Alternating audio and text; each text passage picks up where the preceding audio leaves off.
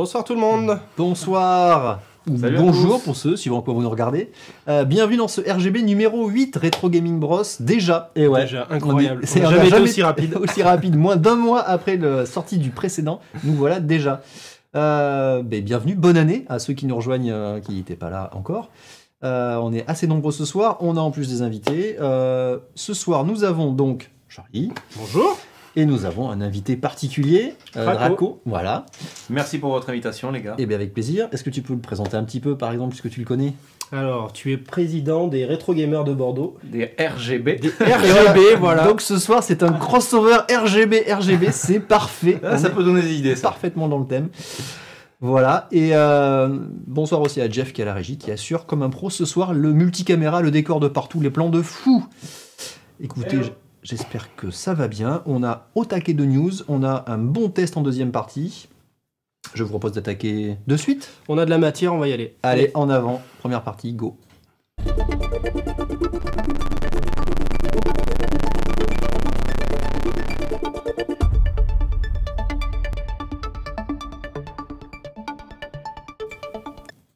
Quoi de neuf dans le vieux? T'as vu ce titre de première partie, c'est juste parfait. Ouais, c'est tout la classe.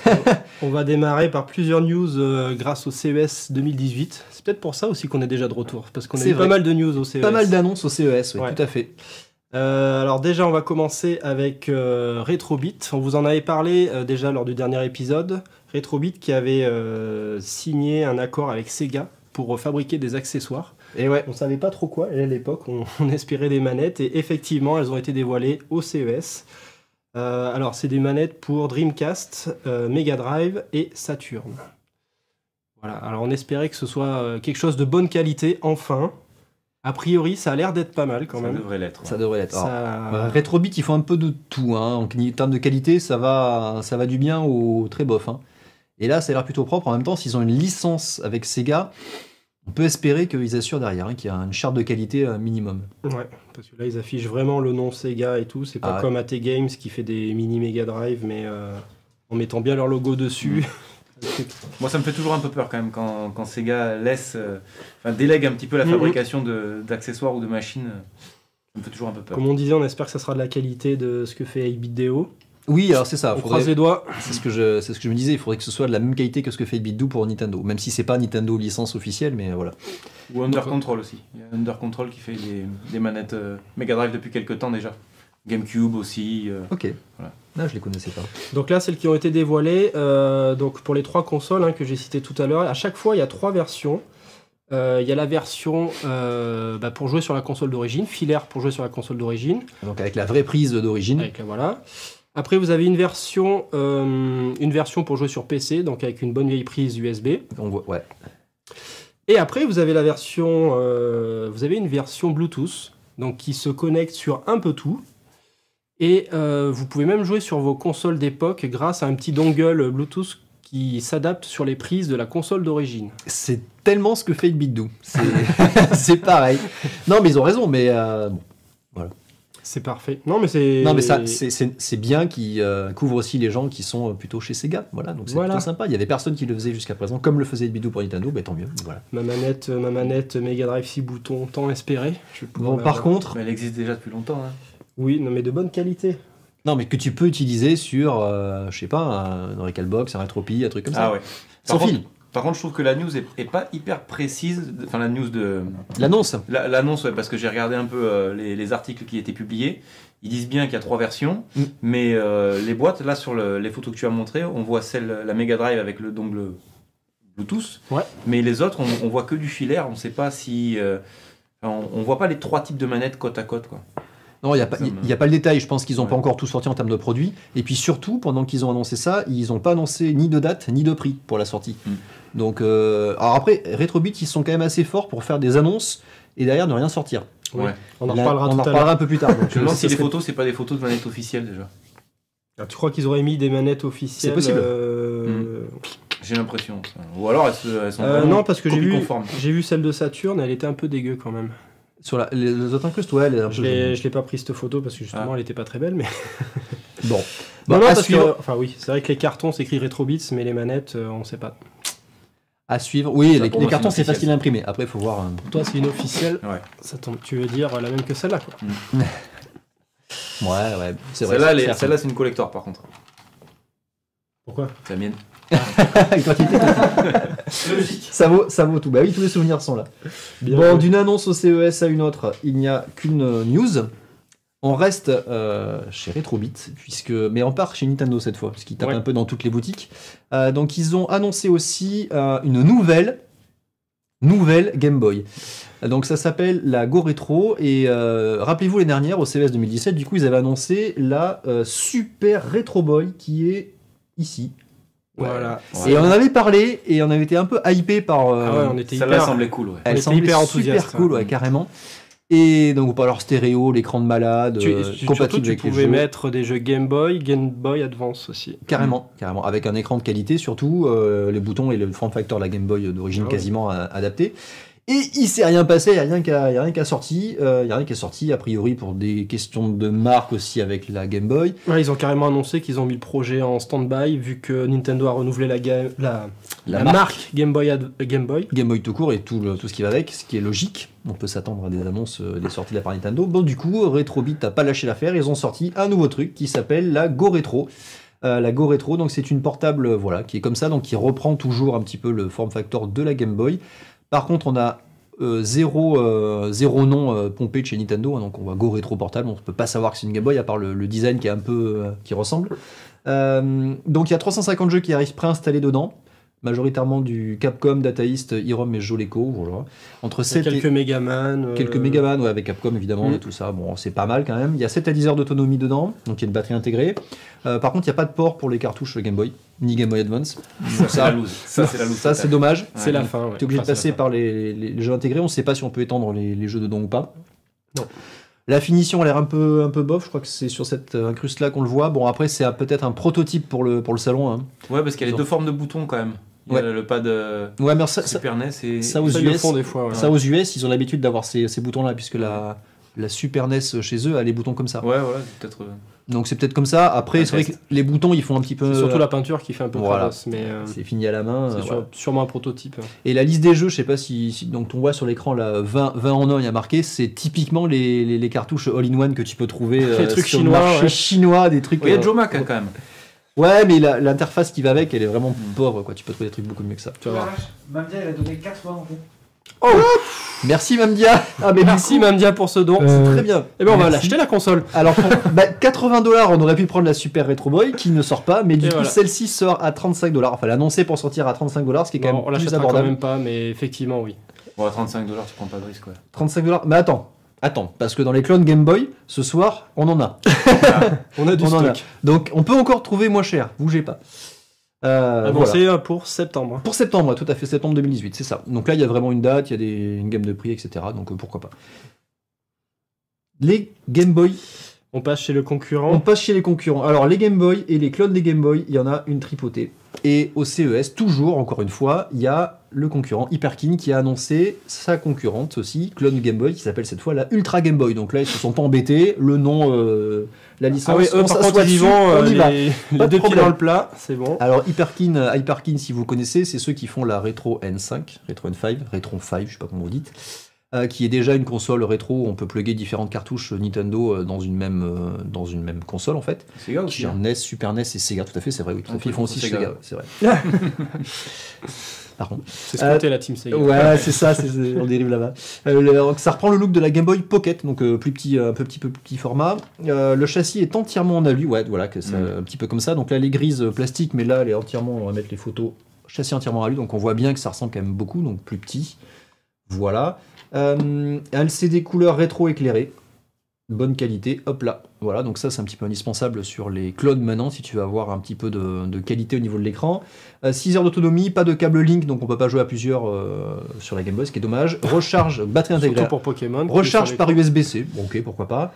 Et ça sort pour la fin de l'été, pour un prix inférieur à 100 €. Déjà, bon, Inférieur à 100 €, ça veut dire 99 €. ouais, un truc comme ça, ouais, ça va dépendre. Après, entre les dollars et les euros, tu sais pas trop comment ils vont sortir ça, mais Ça cher. fait cher, ouais, cher ça quand même. fait cher. Donc compatible avec les cartouches Game Boy, quand même. Mais bon. C'est peut-être pour ça qu'ils ont pris le design de la Pocket, vu que c'était la console la Game Boy la plus rare, peut-être la plus chère. Donc, Ouais, là-dessus. après il y a le châssis en alu, il y a l'écran qui serait de très bonne qualité, donc Ouais. ils ont peut-être mis des très bons composants dedans. Mm. Par contre, c'est un écran 4 tiers. Hein. C'est pas un écran 1.1 comme sur les vieilles Game Boy. Quoi. Il est pas carré l'écran.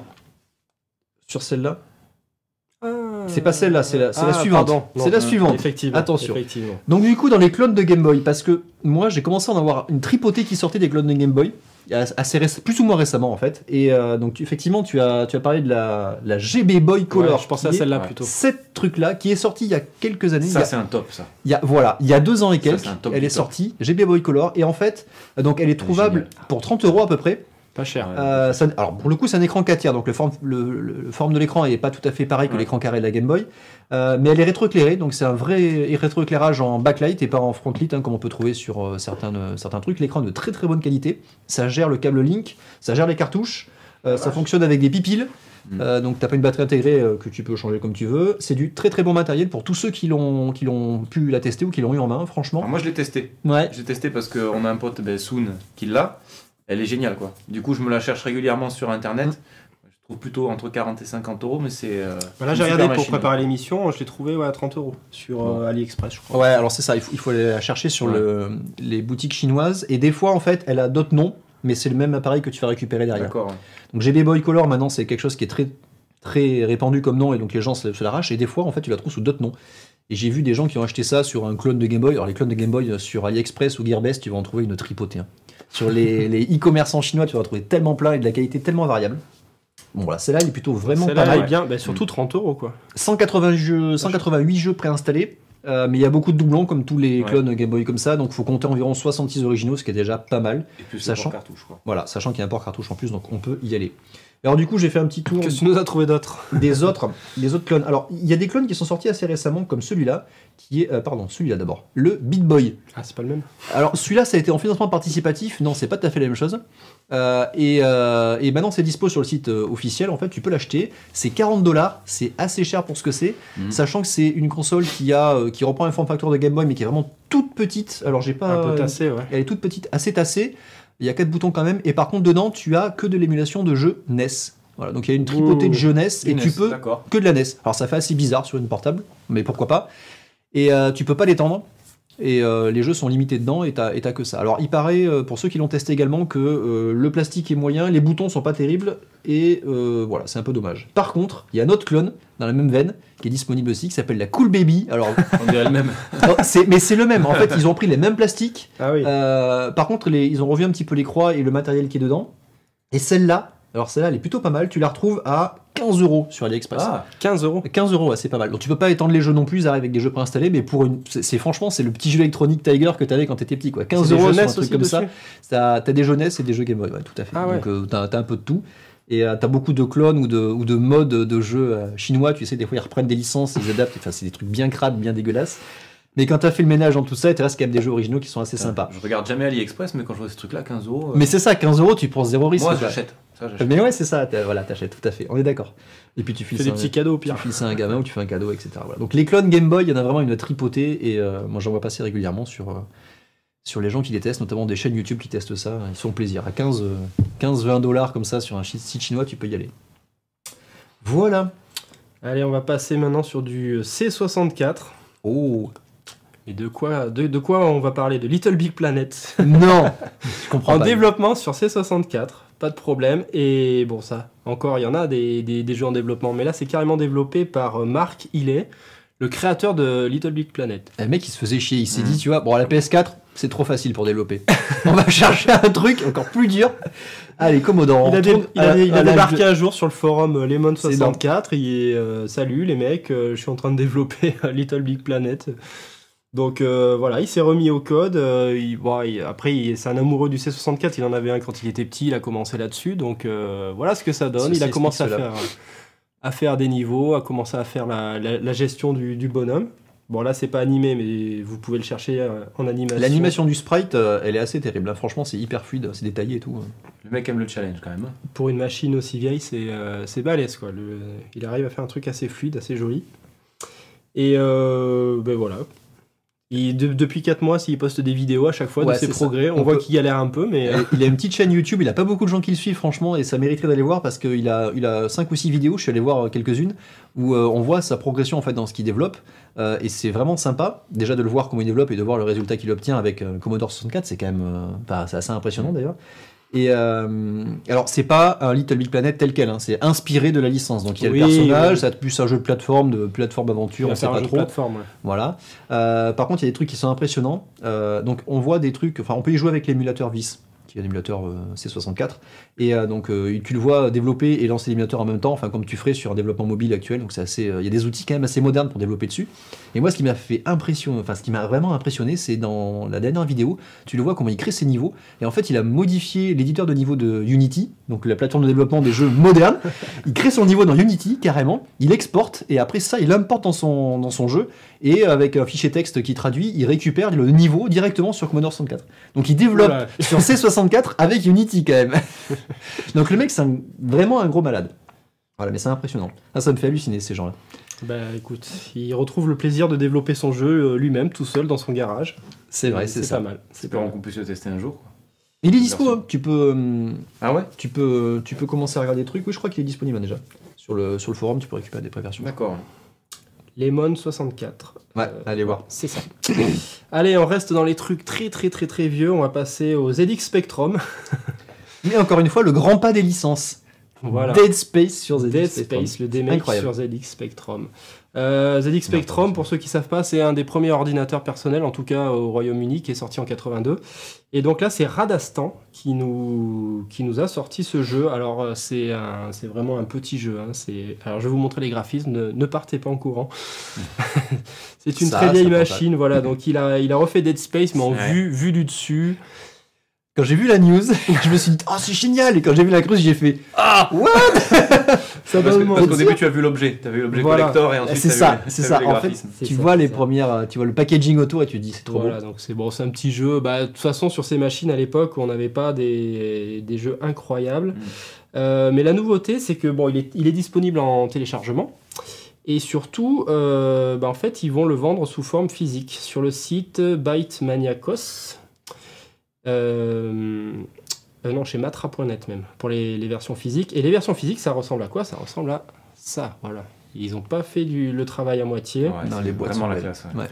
Et ils ont fait surtout 3 éditions. Donc la version cassette, qui est là, hop. La boîte avec, vous vous rappelez le boîte de la cassette audio, regardez-moi ça, avec Voilà. la cassette dedans. Elle Et est oui, magnifique. parce qu'à l'époque, on chargeait les jeux avec des cassettes comme ça. On lançait la cassette, on allait acheter le pain et on revenait, c'était chargé. C'est un peu ça. C'est un peu C'est ça. un peu ça. Et après, ils ont sorti des extensions sur cette belle machine pour ingérer les cartouches. Donc, il a aussi sorti la version cartouche. Et voilà. Donc, bon, c'est plus, honnêtement, c'est plus pour les amoureux de cette machine. Des objets. Et, Ou de l'objet, ouais. Ouais, de et les l'objet, collectionneurs d'objets. Et donc, vous avez le format cassette qui est à 8,75 €. Donc, c'est même pas cher en plus. Hein. Et après, vous avez une version extended pour 25 €. Vous avez plein de goodies. Bon, honnêtement, les goodies, c'est un peu. Ouais, c'est un peu Voilà. cheap, mais c'est pas nécessaire. Ouais, c'est pas nécessaire. C'est Par pas contre, là, nécessaire, c'est très cheap. Et la version cartouche, elle, par contre, elle est à 40. Donc ça commence, c'est celle-là hein, qui est à 40 €. Ça commence à faire un petit peu cher. Mais moi, j'adore la version cassette, là, celle-là. Voilà. ouais, moi aussi. Quand Ça j'ai sent vu bon les j'ai années vu l'image, 80, j'ai tout fait- ça. Et avec le papier dans la boîte, tu sais, avec le Ouais, petit historique dedans et tout ça, ça c'est plutôt bien fait, c'est sympa. Il a Ça fait le rappelle des manuel, comme à l'époque. Comme un grand. Voilà. Donc ça se passe sur le site matra.net, si jamais vous voulez l'acheter. Il est encore dispo, 8,75 € là, à la cassette. Pas cher, Pas cher, tout va pas bien. cher pour un bel objet. Bon, Allez, on fait un bond en avant maintenant. allez, Dreamcast. Le grand saut. Ouh, la news, elle est bien longue. Mais ça retourne à Annie, c'est parfait. Un jeu de Frédéric Rénal, et oui, qui refait surface. C'est incroyable. Alors, c'est un jeu toujours voilà, Agartha. Alors, C'est un jeu qui n'est jamais sorti c'est un sur jeu qui- Dreamcast. Exactement. Ouais. Il n'est jamais sorti. C'était un projet de Frédéric Rénal, donc, qui, je vous le rappelle, a créé notamment Alone in the Dark, qui est donc précurseur du genre du Survival Horror avec cette licence-là. Et en fait, il y a une histoire mouvementée autour de ce jeu-là, puisque le studio initial qui avait développé ça, donc No Cliché, a été racheté par Sega, puis le développement a été annulé, repris après par Sega Europe, qui a arrêté la prod en 2001, en même temps que la console. Enfin, c'était Ils ont arrêté la prod de la En console, 2001, donc c'est ils ont ça. arrêté plein de jeux en développement, dont celui-là. dont celui-là. Voilà. Donc il est jamais sorti. Qui en était déjà à ses débuts. Donc, Moi, ça m'a brisé le cœur, ça.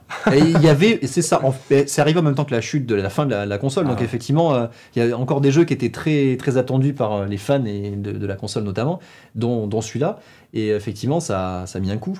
Alors, il y avait quand même un développement qui était commencé, et donc du coup, il y a un certain monsieur Laurencé qui a réussi à obtenir l'accord de Frédéric Reynal pour diffuser notamment les photos et récupérer un petit peu l'état du jeu tel qu'il est. dans un premier temps, puis après, diffuser le prototype. Quoi. Voilà, c'est ça, diffuser le prototype après dans la suite. Ça va être cool ça. Donc C'est cool. ça va se jouer forcément sur émulateur, je pense. Mais on pourra Tu as regarder pu ça. le tester Bien sûr. sur une machine C'est vrai. qu'on J'ai verra en lancé deuxième hier. partie. Alors, lancé j'ai hier. j'ai vraiment lancé à peine. Je me suis dit, j'avais gardé un peu la surprise pour aujourd'hui. Mais on était avec Mélissa hier, je l'ai téléchargé et je lui ai dit, ah, ce jeu, moi dans la vie, il y avait 3 jeux que j'attendais énormément. Il y en a un, enfin, il va sortir. On en parlera plus tard. Il y avait Agartha et BC, Before Christ, développé par Peter Molineux, qui n'est jamais sorti sur Xbox. D'accord. Donc voilà, il y avait ces 2 jeux et Agartha. Moi, j'ai beaucoup aimé la version Dreamcast de Alone in the Dark 4. Et ça devait être un peu dans la même mouvance, quoi. C'est très dommage qu'il soit pas sorti. Donc voilà. Mais du T'es coup, tu vas- empressé de le tester, du coup. Ah ouais. Mais attends. Pardon. Voilà, regarde pourquoi. Voilà, c'est mieux. Ok, on en reparlera tout à l'heure du coup. Ah, on revient chez Nintendo, enfin. Bah, c'est pour toi, alors. C'est pour moi. Allez, GoldenEye 007. Alors c'est un mode hein, sur ce jeu-là, donc qui adapte en fait GoldenEye à l'univers Super Mario. Tout à fait. Donc c'est développé par Stupid Mario One Fan, le mec qui porte très bien son nom. C'est dispo sur le site GoldenEye Vault, donc un site dédié aux fans de GoldenEye. Et en fait, ce mode remplace tous les assets du jeu tiré du casting de James Bond par les personnages de l'univers Mario. Et donc parfait pour l'incruste, merci. On va retrouver donc un Luigi avec un fusil, c'est juste, c'est juste n'importe quoi. Et celui-là, Voilà, et celui-là il est parfait. Voilà, donc les ennemis voilà, sont incarnés par des Koopas. Hein, tu les vois derrière, donc il y a un Bowser au milieu, c'est à mon avis, c'est bien marrant. Et la campagne solo, donc c'est le même scénario que GoldenEye, ils n'ont pas refait toute la campagne. Hein. Par contre, les dialogues sont modifiés pour être cohérents avec l'univers de Mario. T'as même le décor du château à l'intérieur. Ah, c'est ça, donc il y a 3 nouvelles cartes multijoueurs qui sont directement issues de Super Mario 64, hein, dont le château de la princesse Peach, il y a le Battlefield, et le Big Boss Hunt, donc ça doit être un truc dans l'univers de la maison fantôme. C'est plutôt cool, alors... C'est génial, c'est un mode qu'on peut déjà récupérer et tester. Alors pour y jouer, toujours pareil, soit tu joues sur émulateur, soit si tu as des cartouches, Ouais, des multi-cartouches comme Everdrive sur la N64, tu vas pouvoir le tester. Moi je trouve ça plutôt marrant parce qu'on n'a jamais eu de jeu de shoot dans l'univers de Mario. Forcément Nintendo acceptera jamais ça dans la licence, impossible. Mais ça peut être marrant de jouer comme ça si tu as les sons et tout, si tu peux. Enfin franchement est-ce ça qu'il y a pourrait du être vraiment sang Mario qui saigne. Mario on a qui vu ça. saigne. Ah il perd des pièces en fait, tu sais, comme Sonic perd les anneaux Ah dans le oui. truc, il perd des pièces en fait quand il se fait toucher. On l'a pas encore vu. Ça, Ouais. c'est testé aussi quand même. Ouais, c'est à tester, Ouais, hein, ouais. franchement, c'est marrant. Mais dans les modes comme ça, tu peux aller très loin et il y en a qui se font quand même bien. Celui-là il nous a bien fait rire. Ouais, bien fait marrer. Et quand même. regardez, il y a une vidéo qui tourne du coup sur ce mode sur internet et tu vois vraiment tous les soldats, c'est des petits Koopa Troopa et tu vois certaines scènes, c'est délirant quoi. Carrément. À tester. Ah, Shenmue, Ah. c'est pour vous. Allez-y. Alors, Shenmue, bah, si tu veux, tu peux en parler directement. Je sais pas si tu as vu la news. Ouais, je l'ai vu. Concernant Shenmue, ça fait des années que des fans ont pour projet de traduire Shenmue 1 et Shenmue 2. Je crois que c'était l'année dernière ou celle d'avant où on a eu la sortie de la fan trad de Shenmue 2 et Shenmue 2X, donc la version sortie sur Xbox. Donc ça, c'était fini. Et il y a eu pas mal de retard sur la traduction de Shenmue 1 qui vient enfin d'être bouclée et qui vient d'être annoncée par Shenmue Master. Ils sont en phase de retest pour bien vérifier que tout colle, que les dialogues sont bien à leur place. Donc ça, pour des personnes qui n'ont pas fait Shenmue parce qu'il y avait le blocage de la langue, sachant que c'était quand même un anglais très scolaire et très simple. Moi, j'ai fait Shenmue, j'avais 14 ans. Bon, dommage, il y en a qui ne l'ont pas fait. Mais là, aujourd'hui, il n'y a plus de raison de pas faire Shenmue, nom de Dieu. Une excuse, voilà, regardez. Best game ever, on nous dit dans la chatroom, Ouais. Mamdia. Qui a dit ça? Love. Mamdia, voilà, il est là. C'est ça. Oui, donc il y a énormément de fans derrière cette licence-là, ouais, carrément. Des Et vrais enfin, fans. ça sort. J'ai mis Des photos. J'ai mis une photo de chat pour faire des vues, bien sûr. Hein. Ah, voilà, le fameux chat. Pour YouTube, c'est parfait. Et on en profite pour parler de la rumeur du moment. Alors bon, c'est peut-être une rumeur complètement infondée, mais Shenmue 1 et 2. Je sais pas si tu as vu cette rumeur passer. C'est la rumeur du moment depuis 12 ans. Depuis 12 ans, voilà. Ça a été annoncé en 2007 par jeuxvideo.com notamment, qui disait Shenmue 1 et 2 HD sont prêts pour sortir sur 360 et PS3. Donc c'est pas 12 ans, ça va faire 11 ans. Et là, avec l'arrivée de Shenmue 3, avec l'annonce de Shenmue 3, ils attendaient tous les ans, mais Shenmue 3 voilà. pour ressortir le 1 et le 2 du coup. Donc, comme bon. ils ont fait pour Uncharted, ça pourrait faire un package intéressant. Bah, Shenmue évidemment. 2 HD existe déjà, il suffit de prendre Shenmue 2X, Xbox, de le mettre dans une Xbox 360. Il y a un magnifique lissage qui est fait par la 360, c'est branché en HDMI et c'est sublime quoi. Bien. Voilà, il suffit d'eux.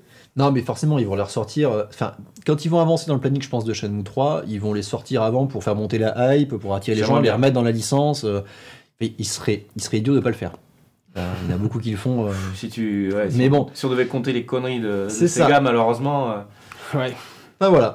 Donc, vous allez pouvoir tester ça en français. C'est cool. vous allez tester ça. C'est un ordre. Allez, on reste chez Sega. Alex Kidd Alex 2. Kidd, j'y vais. T'y vas? Allez, c'est parti. Alex Kidd, et oui, ce fabuleux jeu que vous aviez tous dans vos Sega Master System intégrés. Vous avez tous souffert dessus. Vous avez tous souffert dessus. J'avais un gun, moi. Hein? J'avais un gun. T'avais Hang-On, t'avais Ah les premiers modèles alors. C'était sur la 2 qu'il y avait Alex Kidd intégré d'office. D'ailleurs, c'est Alex Kidd 3. Et là, oui, c'est le 3. Effectivement, ils ont renommé ils ont renommé quand ils se sont rendus compte qu'il y avait déjà un mode qui s'appelait Alex Kidd 2. Donc là, en fait, c'est un fan qui a refait un Alex Kidd à partir du jeu d'origine. Et donc la news, c'est parce qu'il fait ça depuis un certain moment. Et donc là, il a sorti en janvier une démo, une 4e démo, qui va vous permettre de jouer sur 10 niveaux et sur laquelle il a rajouté pas mal de boss. Donc, le je monde vous est passe quelques captures. Il est vraiment, vraiment, vraiment chouette. Ouais, niveau les couleurs sont pas mal. Enfin, franchement, il a repris bien l'univers. On reconnaît vraiment tout l'univers. Les couleurs sont. Il a rajouté quelques petits délires. Genre, ouais, le nuage. Le nuage Ah magique. mince, je l'ai pas mis la capture aussi. Quand il va chez le marchand, c'est le cochon de Wonder Boy qu'il a mis à la place. Ah, c'est vrai. Ouais. Il n'est pas passé. T'as un mode nuit. Enfin, le menu, il est beau. Hein. Tu vois, c'est pas juste les niveaux qu'il a refait. Il a repris ça à sa sauce et il nous a fait quelque chose de vraiment sympathique. Donc ça, c'est développé par Yeti Bomar. Le pseudo, c'est Waten, un hacker français, Cocorico, qui a développé ça donc avec un logiciel qui s'appelle KidHead. C'est un logiciel qui permet de hacker la version d'origine d'Alex Kidd. C'est ça, un éditeur pour Alex Kidd. Franchement, les gens ont développé un programme exprès pour faire des mods pour Alex Kidd. Normal. Ok, normal. C'est-à-dire des mods Skyrim, ok, mais là, des mods Alex Kidd. Voilà. Ah, il y en a, c'est des hardcore. Hein. Ah, Il y a des fous furieux partout et on est bien content. Et franchement, moi, ça me donne bien envie d'essayer quand tu vois les quelques images du truc. Tu retrouves l'éditeur de Tile. C'est ça, éditeur de Tile, carrément. Si tu veux refaire ton. Les trucs qu'on traficotait quand on essayait de programmer sur Game Boy Advance. Carrément. Hein, Christophe. Carrément. Donc voilà, il a refait ses niveaux comme ça. Tu refais toutes tes combinaisons pour les boss. Oh, le pire. Oh, Hein, parce que je vous rappelle pour ceux qui n'y... Enfin, je vous informe pour ceux qui n'y ont jamais joué que les boss se battaient à coups de Shifumi. C'est ça. Et il fallait les connaître par cœur, les trucs, si tu veux passer les boss, sinon tu te retapais tout le niveau depuis le début. C'était pas du random, donc tu pouvais Non. les connaître, Ouais. mais c'était vraiment très, très dur comme jeu. Ah. Bien. Donc vous allez Voilà. pouvoir ressouffrir avec cette Donc, nouvelle version du jeu. il Mais est ce sera plus disponible, joli. la démo est disponible, donc vous pouvez, si vous êtes fan d'Alex Kidd, aller tester ça. Super. Bon. Vous allez pouvoir aussi tester et repartir dans un Super Mario Land 2, en version DX cette fois.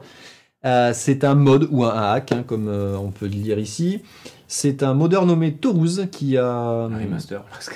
Un remaster, oui, c'est ça. En fait, il a créé une version DX. Donc les versions DX, c'est les versions que Nintendo faisait quand il portait en fait les jeux Game Boy d'origine vers la Game Boy Color.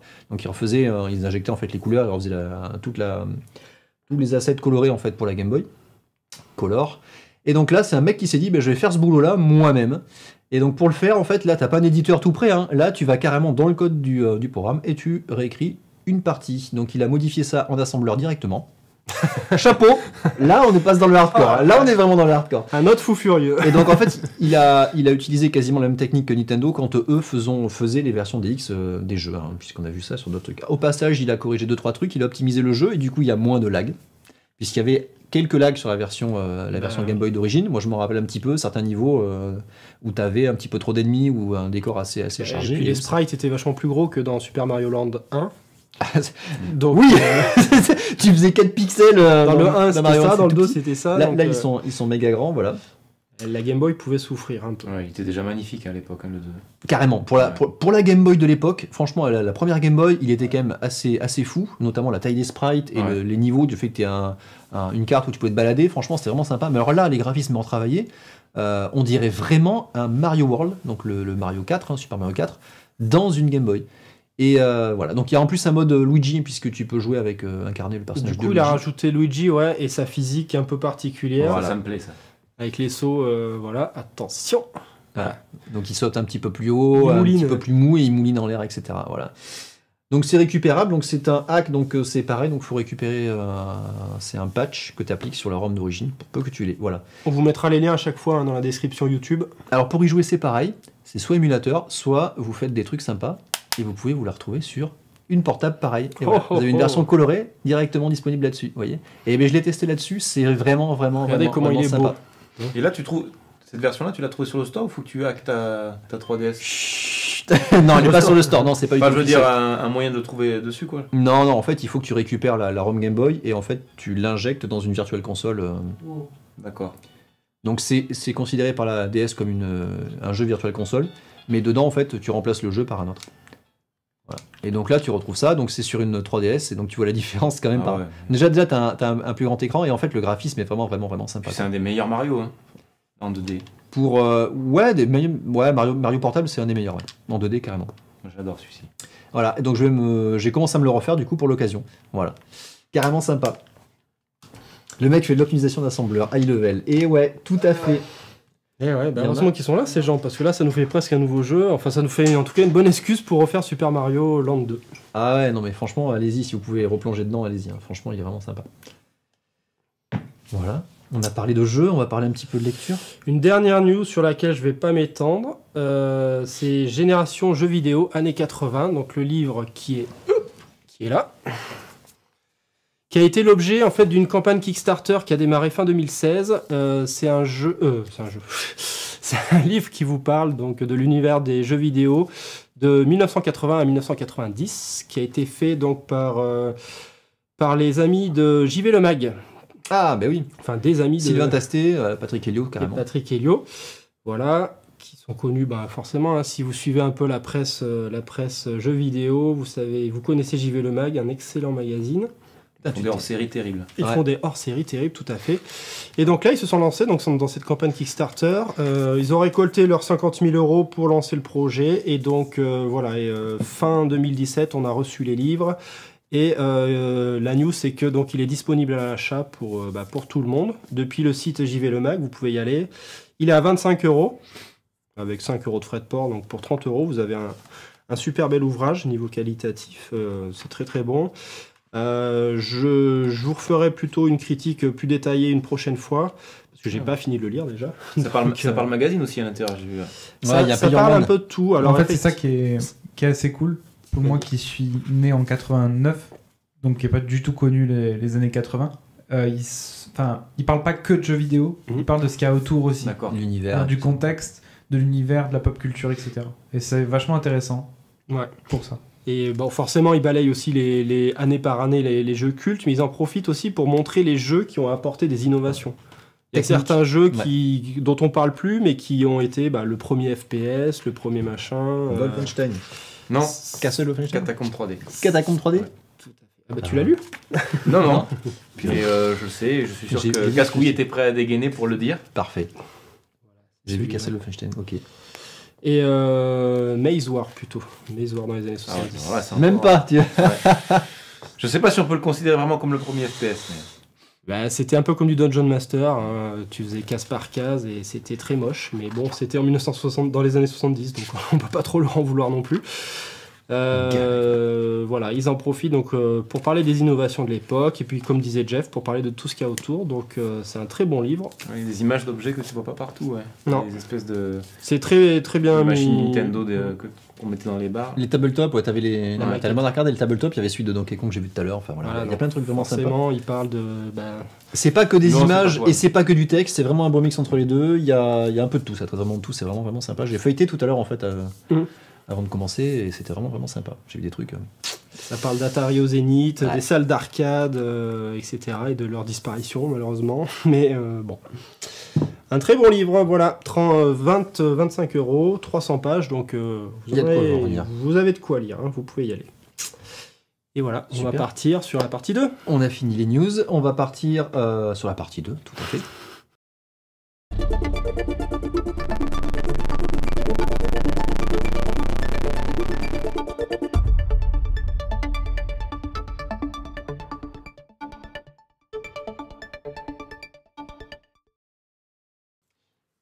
Nous revoilà pour la partie 2 de l'émission où nous allons faire, comme vous l'avez vu dans ce magnifique jingle, un test et un retour d'expérience surtout sur la GPD XD que nous avons ici tout à fait, donc qui est une console portable qui ressemble méchamment à une DS quand même, une 3DS XL, ouais. mais qui est une console à base d'Android pour faire de l'émulation notamment. Alors on va mettre le titre qui va bien, voilà, et ou pas. Presque. Voilà. Et donc c'est Rako qui va nous expliquer un petit peu cette console, qu'est-ce que c'est. Alors déjà, elle est sortie il y a un petit moment déjà. Ouais, Ça elle est fait un peu plus sortie de 2 ans.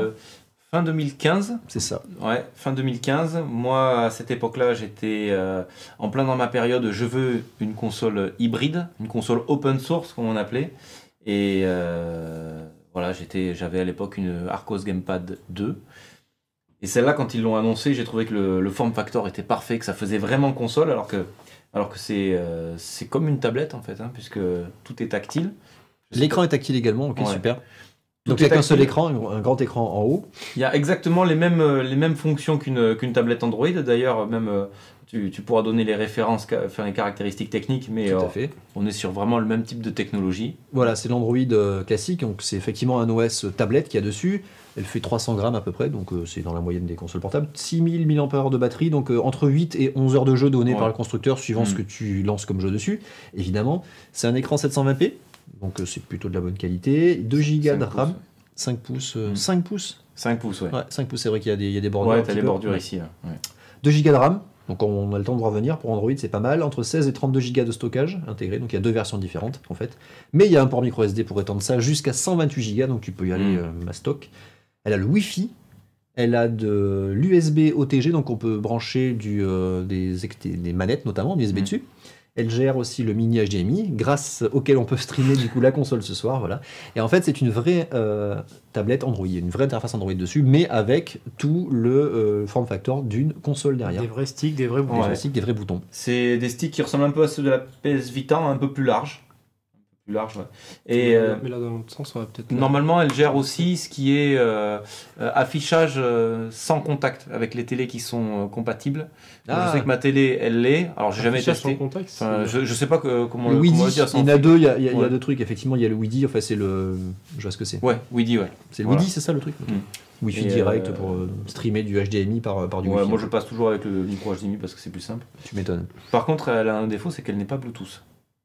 Ah, donc les manettes sans fil Bluetooth sont pas compatibles dessus. Ouais, ça c'est vraiment hyper dommage parce que vu que c'est vraiment une super boîte à émulation, un peu comme un Raspberry, même bien au-delà, ça aurait été bien de pouvoir la poser à côté de sa télé, la brancher et jouer comme ça, même regarder des films, quoi. C'est, Alors C'est du très coup, en pratique, termes de taille, ah ouais, c'est du kiff-kiff, ouais. C'est kiff-kiff, ouais. Attends, on va tourner là-bas, hop, voilà. Entre une 3DS XL, c'est la même chose à peu près. Voilà, et des vrais sticks. Alors je sais plus comment on appelle ces sticks là, qui sont un peu comme sur la PSP ou l'Arcos Gamepad. Ah, qui sont plats. Ouais, je veux dire. c'est les sticks qui glissent là, je sais. Ouais, Peut-être je vois ce peut-être que quelqu'un tu sur le chat pourra le dire, mais voilà. Elle fonctionne avec Google Home. Est-ce qu'elle fonctionne avec Google Home? Non, parce que comme c'est une interface Android, Bah, Google, c'est de l'Android. Alors là, je sais pas si on le voit dans. C'est Ah, incrusté ou on pas? peut peut-être basculer dessus la console, on va voir un petit Voilà. peu l'interface. Voilà. Ça, c'est l'interface métro de de la GPD, c'est du fait maison. Donc vous avez la partie émulateur avec Happy Chick, c'est l'application chinoise sur laquelle c'est une espèce de store où vous pouvez récupérer plein de ROM et d'ISO. Là, Games, c'est ce qu'on installe. Je me suis installé alors ce qui s'appelle XH3D. En fait, c'est une version de Half-Life complète qu'on peut faire sur GPD XD avec des graphismes en 720p. C'est génial. Ouais, mais au pad. Ouais, Half-Life au pad, non. ouais, mais Mais en mobilité, c'est pas mal. c'est quand même super jouable. J'ai D'accord. testé. Ok. Et là, application, tout ce qu'on peut installer, donc des jeux Android ou autre, est hyper important. Vos Ah, il y émulateurs. a Netflix, Il y a c'est bon. Netflix. Vous pouvez mettre vos émulateurs. Donc là, par exemple, j'ai Mupen 64+, c'est moi qui l'ai mis. Raycast aussi, EPSXE aussi. Mais ce qu'il faut savoir, c'est que la console, enfin l'hybride, est livré avec déjà une batterie d'émulateurs. Vous pouvez voir en bas, arcade. Il y a une interface maison dans laquelle il y a déjà Ouais. des émulateurs Tout ça, c'est mis en place. et des systèmes qui sont supportés Ah ouais. dessus. Tu sais Ça- pourquoi tu l'achètes. Ça m'a permis de découvrir par exemple, Guardians, j'en ai parlé il y a pas longtemps sur notre page Facebook. Guardians, c'est un beat'em all que je ne connaissais pas et qui est phénoménal, quoi. N64, c'est pareil, tout ça, c'était déjà en place. Et on peut rajouter d'autres Enfin, trucs. c'était en place, mais sans les jeux. Les jeux y étaient. Ah ouais, carrément. Ouais, ouais. Elle est livrée avec des jeux, ouais, si, Ouais. si. Ah ouais, Alors au début, d'accord. moi j'utilisais les émulateurs qui étaient fournis. Par contre, ils sont bridés. On peut faire beaucoup moins de choses que les mêmes émulateurs qu'on s'installe nous-mêmes. Et on peut quand même rajouter ces ROM. Là, j'ai rajouté les Simpsons. Je suis allé me prendre une petite image pour rajouter. Ce qu'il faut savoir, c'est que si j'arrive à le faire, n'importe qui peut le faire. Niveau bidouille, je suis très très moyen. Donc c'est assez simple. C'est ce qui est cool avec Android. Là, par exemple, il y a Donkey Kong Country 3 et Final Fight 3. J'ai pas mis de petites images, donc ça se voit comme ça. Ah, c'est à toi de rajouter les images pour Ouais, mettre le. voilà, il y a une petite D'accord. bidouille à faire. Et voilà, Dreamcast, PlayStation, il n'y a plus rien parce que j'utilise mon propre. Ah, et l'interface Émulateur. t'explique en fait, donc tu mets ça sur la carte mémoire, tu as un répertoire particulier dans lequel tu mets ces ROM là et après Ouais. il les reconnaît automatiquement. Ok. Là, je vais lancer celui que j'apprécie bien, EPSXE. Voilà. On va faire Run Game. Donc là, la manette Android. Attends, je jouis un peu. Non, mais c'était bien. Ouais, mais j'ai fait Run BIOS sur le Run Game. Et la manette de la GPD, en fait, je l'ai configurée comme une manette Xbox 360. Donc c'est super. Là, l'application me détecte toutes mes ISO que j'ai de PlayStation. On va lancer. Instruction Derby. Oui. Voilà. Et ce qui est super cool avec les émulateurs Android, c'est que certains, comme EPSXE, vous avez un lissage de texture qui est énorme. Là, ça vous double la résolution des jeux.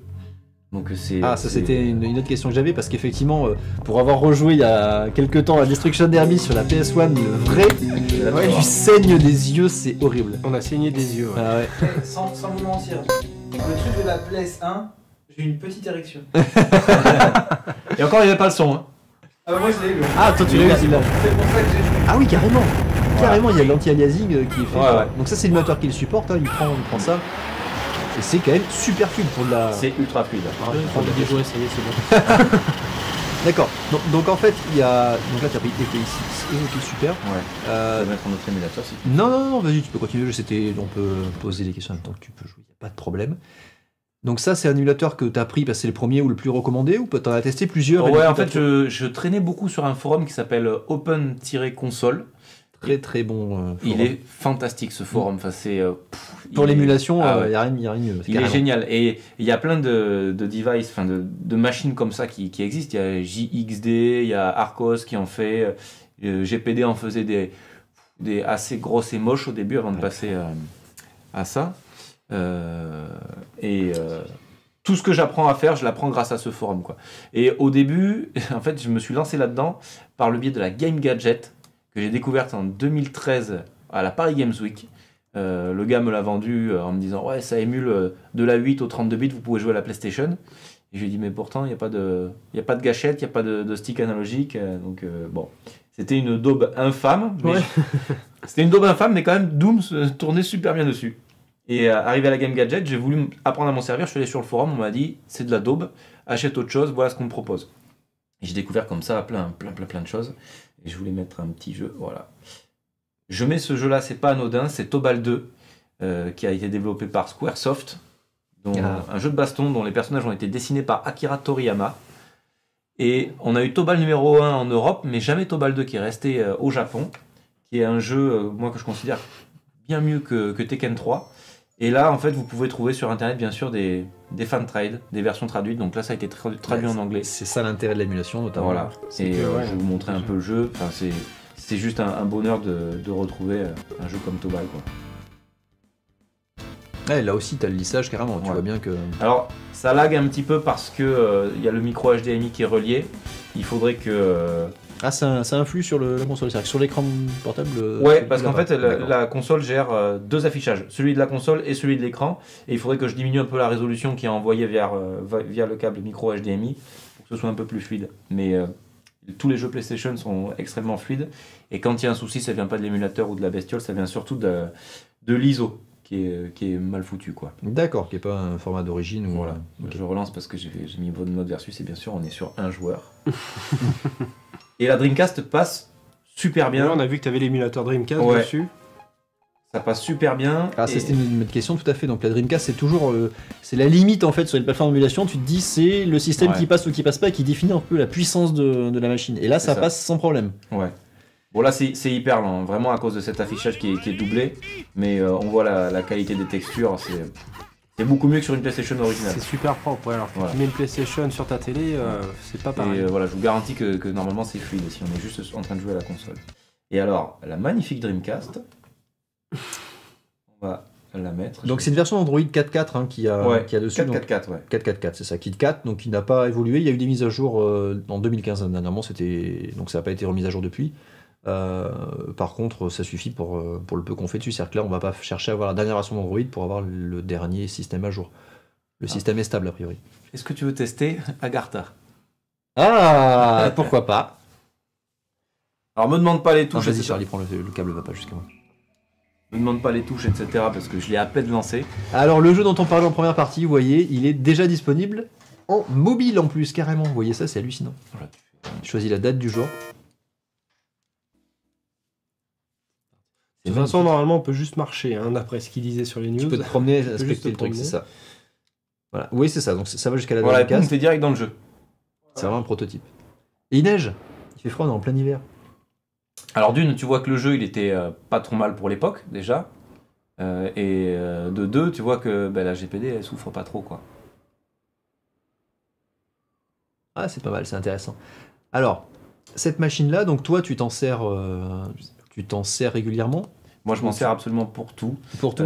C'est ma petite chérie qui me l'a offerte à Noël 2016. Et le soir, je me regarde mes petites séries. Là, en ce moment, je me suis refait tous les Dragon Ball dessus. Donc après, je m'en sers Ouais, pour. parce qu'elle lit tous les formats, du coup. Ouais, voilà. Il n'y a pas de souci. Tu te mets VLC, c'est vraiment Ah. comme. Ouais, tu vois. Ah oui, j'ai essayé d'ouvrir l'inventaire qui n'était donc, pas encore prévu. donc tu t'en sers du Par coup contre, comme j'arrive une pas à vraie marcher, tablette mais- Android. Ouais. Pour moi, ça fait ma tablette et ma console de jeu rétro mobile. Voilà. Pas mal, donc tu as le Ouais. double usage réuni. Ah, c'est marrant parce qu'en fait, Est-ce que tu as réussi à marcher avec ou pas? ça c'est marrant parce que tu vas avoir l'usage en fait avec les Recalbox ou les RetroPie, avec des Raspberry Pi où tu vas avoir le Media Center qui va rejoindre l'émulation dans le salon. Et elle, en fait, elle rejoint la console portable mobile émulation et du coup la tablette Android en mobilité. Ah, c'est marrant, c'est vraiment un autre cas d'usage. Ah d'accord, excusez-moi, hein, c'est moi qui ai la manette en main. Mais non, Mais Charlie, pas on connaît ton skill légendaire dans les Ah. jeux. Le mec il arrive même pas à marcher quoi, c'est mal barré. Mais en fait il y a deux gâchettes derrière, j'avais pas vu, je pensais qu'il y avait qu'une gâchette. Enfin, Comme une 3DS il y a XL. deux Ouais. fois deux gâchettes je veux dire, New 3DS XL, pour être plus précis. T'as L1, 2 et R1, 2. qui d'accord. s'enquillent l'un après l'autre quoi. Et tu vois, Alors. quand même, c'est fluide. Ah ouais, ça marche. Hein. Donc, qu'est-ce qu'on a comme émulateur dessus? Donc, qu'est-ce que tu as rajouté toi comme émulateur et quels sont les émulateurs Android que tu recommandes pour les plateformes Alors, émulées il y a, on peut les montrer. Pour la PlayStation, moi j'aime beaucoup EPSXE parce qu'il il est simple. Moi je veux toujours quelque chose de simple. Il est simple et ça donne des choses assez jolies. On peut faire aussi des sauvegardes rapides. On peut ajouter des cheat codes. L'émulateur va chercher directement sur internet et on les intègre au jeu. Raycast pour la Dreamcast, il y a pas beaucoup, il y en a une autre solution, mais vaut mieux Raycast pour la Dreamcast. J'utilise SNES 9X EX+ pour la D'accord. Super Nintendo, donc assez sympathique aussi. Mupen 64+ pour la Nintendo 64. Alors, il y en a certains qui utilisent RetroArch, Ouais, qui est en fait un jukebox à émulateur. Tous les émulateurs sont intégrés dedans. Ouais, ouais.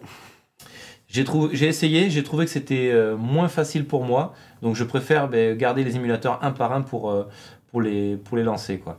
Il y a, je confirme. Pour avoir commencé à. T'as trouvé difficile aussi un peu? Alors, j'ai commencé à mettre les mains dans l'émulation sur la Nvidia Shield. Moi, j'ai dans le salon une Nvidia Shield pour faire mon Media Center et pour gérer D'accord. Android. La Et- tablette. Non, Shield TV, le boîtier D'accord. télé qui se met du coup sous ta télé, qui vient avec une manette aussi, c'est pareil, c'est de l'Android. Et effectivement, RetroArch, c'est le premier que j'ai testé, c'est très rugueux à utiliser. Mais j'y reviendrai dessus, on a un sujet pour une prochaine émission, on parle de la Shield, et voilà. C'est pour ça que je pose des questions sur les émulateurs. Par contre, l'inconvénient, c'est que du coup, tu dois lancer chaque émulateur séparément, et chaque émulateur a sa propre interface. Ouais. Du coup, tu dois faire les paramétrages séparément, et t'as pas C'est une ça. interface globale où t'as tous tes jeux, comme tu peux retrouver sur un Retropie ou un Recalbox avec une interface unifiée. Exactement. Carapace bleu direct, Ouais. on voit quel style de joueur tu es. Et là, tu vois à quel Mario point... 64 en mobilité, quoi. Mario Kart 64 en mobilité, c'est Et génial. voilà, c'est... Aujourd'hui, la 64 est quand même une console de merde. Hein. Ça troll, ça troll. Non, je plaisante. Enfin, presque. Et c'est quand même une console où les graphismes, ça a pris une grosse start, quoi. Une grosse start, et là, Ouais, voilà, le jeu est propre, on voit La loin. 3D, ouais. Les premières J'ai- générations de 3D, ça prend cher. C'est pas comparable avec ce qu'on avait à l'époque. Et il y a même aujourd'hui, maintenant, l'émulateur qui a fait énormément de progrès. Je sais pas comment le prononcer, mais c'est Yaboz, l'émulateur Sega Ouais, Saturn, C'est ça. qui est disponible sur GPD XD. Alors, je me le suis pas installé, mais certains copains l'ont installé. Ça tourne bien. J'ai vu Radiant Silvergun Ah oui. tourner. Ouais, chez j'ai vu la Omar. vidéo, ça marche super Ouah, bien. Ouais. c'est excellent, quoi. Donc voilà. Après, Donc ce qui est toi, tu bien- recommandes même encore aujourd'hui, après... ouais, je recommande fortement la GPD XD, surtout si l'émulation jusqu'à la Dreamcast suffit. Il y a une GPD XD Plus Tout à fait. qui est en cours de développement. On va en parler juste après Elle sort- des futures versions Ouais. qui vont coûter, qui vont pas être sur les mêmes tarifs parce que celle-là finalement, l'avantage qu'elle soit vieille, c'est qu'elle coûte moins cher que les prochaines. Ouais, tu l'as à 130 Ça, euros parce que neuf. tu sais pas. Tu l'as à 130,9 €, c'est ça, ouais. Tu peux la retrouver à ce prix-là à peu près. Tu as des versions après noir et rouge. Tu as des versions avec 32 Go de mémoire de stockage intégré, une vraie carte SD ou pas. Donc ça commence effectivement à 130 €. Il me semble que dans vos émissions, vous avez parlé de Belchine en partenaire. Ouais, Ouais. c'est ça. Ouais. Donc justement, les liens que j'ai mis dans la chatroom, ça parlait de Belchine. D'accord. Donc il en a en stock. Il en a des reconditionnés avec 32 Go de stockage pour 150 €. Voilà, donc la noire, 32 Go de stockage intégré à 150 €, tout à fait. Donc sans carte Ouais. mémoire. C'est les premiers prix. Après, tu en as des avec carte mémoire livrée directement. C'est un peu plus cher peut-être que sur d'autres sites, mais Belchine, c'est notamment un des membres de la communauté Open Console. Enfin, c'est du très sérieux, quoi. Et oui, non, il est très Ouais. sérieux. C'est un revendeur officiel de GPD en plus. Hein. Il est importateur d'autres produits de Chine, notamment 8BitDo, on en parle régulièrement. Mais GPD, il le fait depuis bien longtemps. Et il a toujours des GPD XD à son catalogue. Il a donc effectivement, il a annoncé que les GPD XD Plus, donc la même version, mais mise au goût du jour et un petit peu boostée au niveau performance hardware, sera disponible le mois prochain, donc à partir du 15 février. Elles seront en stock. Elles sont déjà précommandables, hein. On peut les précommander chez lui. Ah oui, d'accord. Elles seront à 210 €, donc premier prix 210 €. Voilà. Donc il y a juste une petite photo, voilà, disponible à partir du 15 février. Il y a une petite photo juste du packaging, on n'a pas le détail encore. Mais voilà. Donc ça sera peut-être un peu plus intéressant pour... Le form factor devrait rester le même. Ouais, tout à fait, ils vont pas renouveler ça. Par contre, Et attends, on avait une question dans la chatroom. Oui. Est-ce qu'on peut lancer des ISO qui seraient stockés sur un NAS? Est-ce que tu sais ça? Alors là, On j'en t'a ai, fait que Alors, en j'en ai local. aucune idée. Et c'est qui? C'est Scalen qui a posé la question, j'imagine? Non, non. Alors non, alors là, on parle pour la Shield. Quels sont les défauts de cette machine? Alors non, pour la Shield, tu pourras pas le faire, c'est juste une horreur. Mais on en reparlera dans une émission spéciale dédiée à la Shield. Là, celle-là, c'est d'abord un usage mobilité, donc tu vas chercher à tout mettre Ouais, dedans, ouais. dessus. Hein. Moi, je mets tout sur la SD, quoi. C'est ça. Tu as une carte SD de combien du coup pour mettre tout ça? Je crois que je lui ai mis une 32 ou une 64, peut-être. D'accord. Et les ISO avec la PS1 et tout ça, ça va? Ça déborde pas trop Ah non, mais tu vois, j'en ai quand même pas mal. Je vais juste te montrer ce que j'ai dans application, tac. Stockage, voilà. Ah, c'est une 32. Dans mes petites ROM sur PlayStation, voilà, j'en ai quand même un bon petit paquet. Sachant qu'à côté de ça, je me suis mis quand même pas mal d'épisodes de Dragon Ball. D'accord. Voilà, je me suis mis Dragon Ball Super, je suis un peu à la bourre. Mazinger Z aussi. Et non, mais les jeux PlayStation, en fait, les CD faisaient quasiment 700 mégas, mais les jeux faisaient en moyenne peut-être 200 ou 300 Ah donc mégas. les ISO, tu peux les récupérer en format strippé où tu as tout le blanc qui est enlevé en fait, hein, tout l'espace qui sert à Non, rien. mais c'est que en fait, les jeux sont moins gros que le format sur lequel ils étaient, Oui, c'est ça. ils D'accord. étaient gravés. ok. Quoi. Super. Voilà. Donc tu peux Après, faut que tu te les décompresses quand même sur la machine pour que tu puisses y jouer. D'accord. Ok. Est-ce que la GPD est plus puissante qu'une Shield? Non, la réponse est clairement non. Alors ça dépend quel shield. Ah oui, je pense qu'on parle de la Shield TV. Est-ce que c'est la Shield tablette mobile? D'accord. dont il parle. La Shield tablette Oh, mobile, ouais. elle est quand même plus puissante. C'est un K1, c'est un Nvidia K1, c'est quand même costaud. hein. Pour moi, la vraie concurrente de la GPD à l'époque de sa sortie, c'était la première Shield.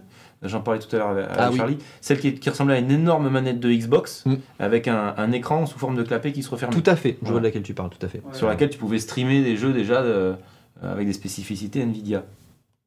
Ah oui, est-ce que le Shadow tourne dessus? Est-ce que le client Shadow tourne dessus? Ça, c'est une très bonne question. Alors, est-ce que tu connais Shadow?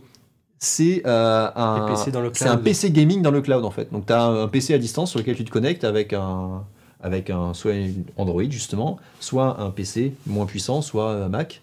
Et du coup, tout ton jeu s'exécute dans le cloud et tu as juste en fait ton écran et un clavier souris sur lequel tu commandes Ah. ça à distance. Alors Et ça, du coup, je ils ont connaissais annoncé pas. un client Android.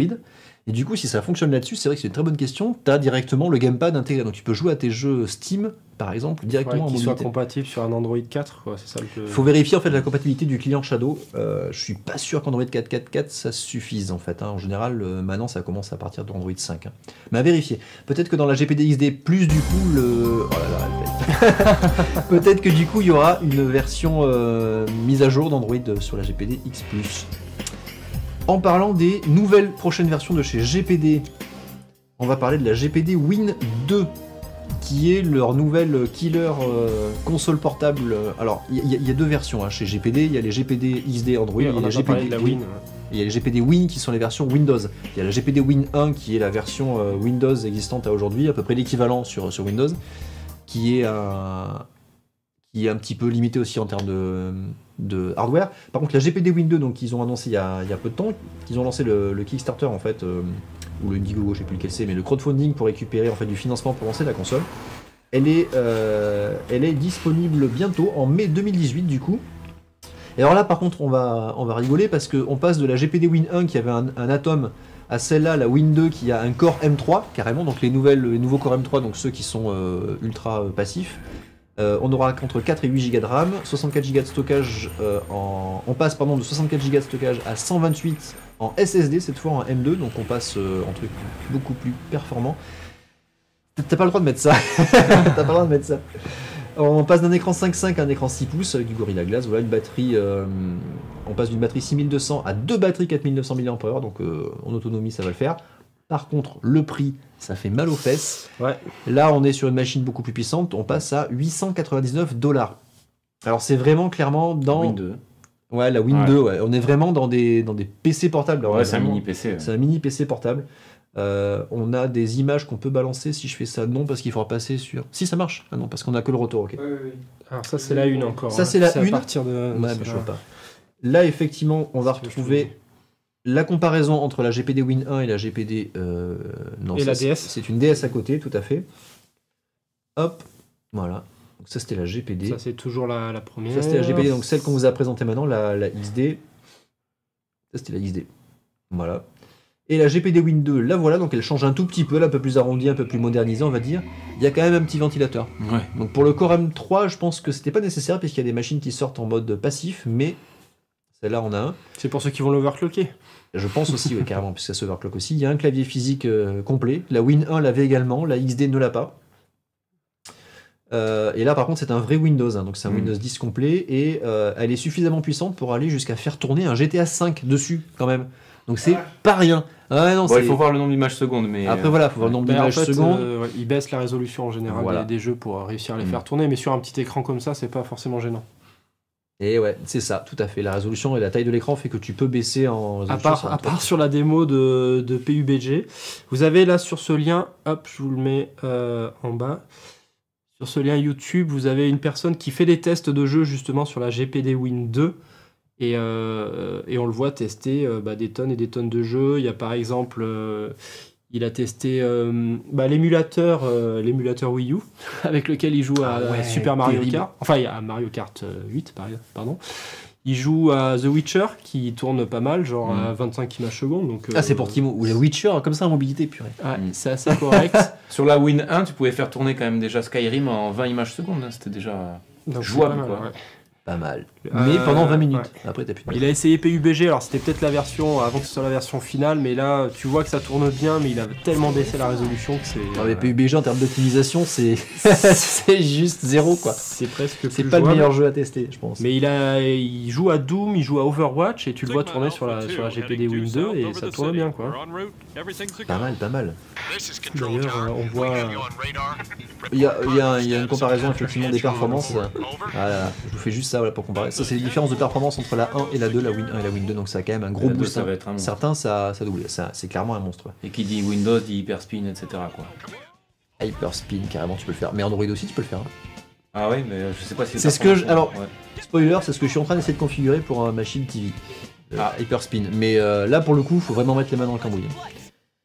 C'est la configuration à base de fichiers à mettre au bon endroit, à remplir toi-même avec du éditeur de texte et tout ça. Enfin, Oula. voilà. Bref, on en reparlera. Il y aura un vrai tuto là-dessus, vous inquiétez pas. Juste pour rester sur les émulateurs, c'était juste pour te montrer quelque chose. Sur Sonic Adventure 2 par exemple, j'ai réglé l'écran en 16 neuvième par le biais de l'émulateur, mais ça m'a pas fait un étirement. En fait, sur les jeux 3D, l'émulateur te permet de voir le reste du Ça décor. change Voilà. le fauve en fait Ouais, pour donc, avoir. je vais te remettre en 4 tiers. C'est merveilleux ça. Boum, en fait, c'est l'autre partie du décor que tu ne vois plus. Ça, c'est l'original. Mais elle existe, la partie du décor, parce que c'est de la 3D.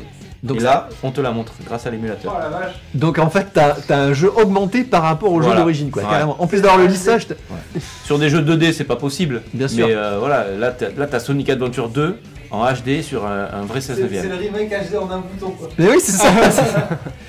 Qu'est-ce qu'on s'embête. Bon, c'est clairement une bonne machine mobile. Moi, jusqu'à présent, c'était ma 3DS, ma console d'émulation machine mobile. Mais clairement, elle va pas jusqu'à ce niveau-là pour Ouais. émuler des. Le Raspberry Pi 3 ne va pas du tout sur ce niveau-là. Bon, c'est les débuts aussi. En termes de hein. performance. Ouais. Le Pi 3 permet pas de Non, faire j'ai ça. essayé de mettre de la Dreamcast un peu sur mon Raspberry. Bon, c'est pas. Avec il faut quel, encore un peu de temps. avec quel système Un Recalbox. Un Recalbox. Ah. Bah si, tu peux le faire avec en overclockant un peu, je crois. Non, tu peux le faire, c'est sûr, mais arriver à un framerate comme ça, je suis. Bon, après, il sort en 1080 aussi, hein, le Raspberry. Ouais. Là, t'es en 720, donc bon. Mais c'est surtout que c'est en mobilité. Ça, c'est assez impressionnant. Voilà, tu te régales. Et entre 6 et 11 heures de jeu comme ça, c'est pas mal du tout. Donc tu peux avoir une ludothèque de malade dans la poche. Pour la taille d'une 3DS, carrément. Est-ce qu'il y a... Ah non, du coup, t'as qu'un seul écran dessus, donc tu peux pas émuler une 3DS. Ça, c'est dommage. La 3DS, je suis pas sûr. La DS, tu peux, Ouais, mais c'est pareil, il va te manquer un mais il va écran. te couper l'écran en deux. Ouais, tout à fait. Ah, c'est dommage. Donc ouais, tu peux émuler la PSP aussi. Bon, la PSP, ça fait encore plus broncher la machine que la Dreamcast, hein, parce que c'est quand même une PS2 portable avec des... Enfin, la Dreamcast était une console assez facile à programmer, hein, c'est une petite architecture basique, un peu PC. Donc au final, pour l'émulation, c'est facile. PS2, c'est la grosse galère, même si en termes de puissance brute, c'était pas tellement différent. Les machines qui sont dures à émuler. Ok. Bon, eh ben c'est carrément sympathique. Merci de nous avoir présenté cette petite machine. Avec grand De nous plaisir. avoir fait ton retour d'expérience là-dessus.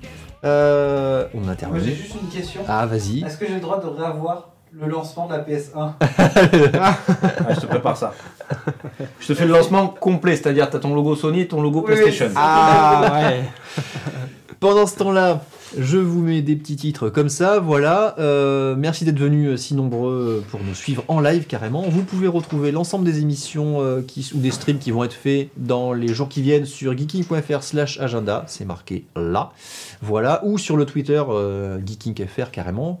Vous allez voir les notifications pour ce qui sort, les diffusions des émissions, etc. Les replays disponibles sur YouTube et tout ça. Tout passe sur Twitter et sur l'agenda. Voilà, Enfin, même plus sur Twitter, vu que les streams sauvages, y passent. exactement. SCE carrément. Ah non, le BIOS te met juste le logo Sony. Ah. Dommage. Vous pouvez nous retrouver sur Twitter, donc je suis Chris Kamikaze, tu es Charlie avec 2 underscores, nous avons Jeff à la régie, Jeff Quaderi qui est ici, tu es sur Twitter ou pas? Non, pas du j'ai tout. pas de Twitter moi. Par contre, on peut te retrouver sur Facebook chez les Rétro Gamers de Bordeaux. Voilà. Donc comme vous ça se cherchez, prononce. voilà, Rétro Gamers de Bordeaux, ça se trouve facilement dans Facebook. Si vous aimez le rétro gaming, que vous êtes bordelais, n'hésitez pas à nous rejoindre. Voilà, il y a ici. le groupe qui est ici. Carrément, c'est ça. Donc vous organisez régulièrement des événements sur Bordeaux, notamment samedi, je crois qu'il y a une soirée. Samedi, on a une soirée au Meltdown, un des deux bars geeks de Bordeaux. Semaine prochaine, on organise, alors là c'est plus pour les gosses, mais toute une semaine exposition et animation à la médiathèque de Bassins, donc rive droite de la Garonne. Et février, 16 et 17 février, on a un événement geek avec l'ensemble des associations du coin sur l'hiver des gamers, voilà, à Talence. Formidable. Donc vous êtes Déjà vraiment sur, actif dans la région. Et Déjà, ouais. sur un mois, il y a déjà 3 événements. Donc, Formidable. Cette année, on a eu le salon du... Enfin, 2017, on a eu le salon du vintage. Et ça, c'était un truc phénoménal, quoi. Il y a de plus en plus d'événements quand même autour du rétro gaming. Et puis ça devient, c'est aussi amené par la culture, c'est-à-dire que les mairies ou les associations commencent à aussi à s'y intéresser pour C'est la mode, ouais. il commence à avoir le côté Ouais. historique, histoire du sujet, donc il y en a de plus en plus. On essaye d'avoir un vrai aspect pédagogique, pas juste le fait de jouer. On amène une partie exposition, des livres, des fiches explicatives sur chaque console. Donc on fait au mieux pour éduquer tout le monde à ce qu'on a connu à l'époque, quoi. Vous avez bien raison, vous faites ça très très bien. Merci à vous. Juste pour finir, vous pouvez nous soutenir en allant sur geeking.fr/don ou directement sur patreon.com/geeking. C'est ce qui permet de payer ce studio. Ce magnifique studio dans lequel vous avez ce magnifique décor.